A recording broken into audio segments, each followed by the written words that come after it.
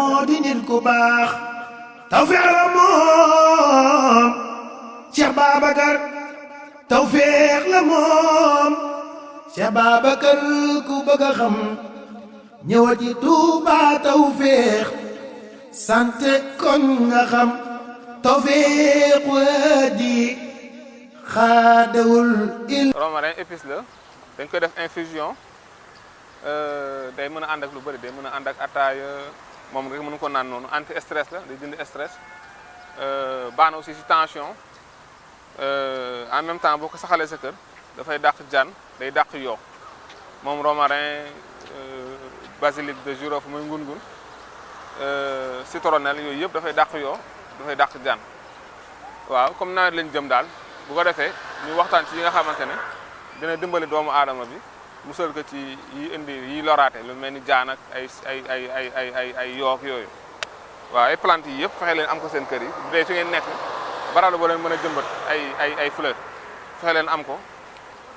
li ñu naan xuddiku balaa ngaa lakkale kon mu ngi noonu boo gisee ñu def effort ñëw di présenter yi nga xam ne dañ koy waajalee nawet dafa am solo moo tax ndax fi ne ñoo ngi ci mois de mai weer moo ci des wala ñaari weer nawet bi ñëw waaw bu ko defee bu doon ko teelee am saxal ko fa incha allah dina baax trop ci nawet bi waaw romarin moo ngi nii waaw mu ngi nii am na solo trop ci kër waaw dañ koy def infusion dañ koy def thé waaw mu ngi noonu te mboolem yi ngay def infusion ak thé yëpp da nga koy mën a def aussi ay roof ak yooyu da nga ko mën a roofee jën wala ginaar wala waaw mu ngi noonu kon mu ngi noonu ñuy présenté waaw. moo di nit ku baax tawfeex la moom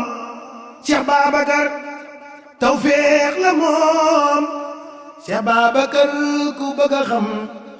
ñëwati Touba tawfeex sante kon nga xam tawfeex wadi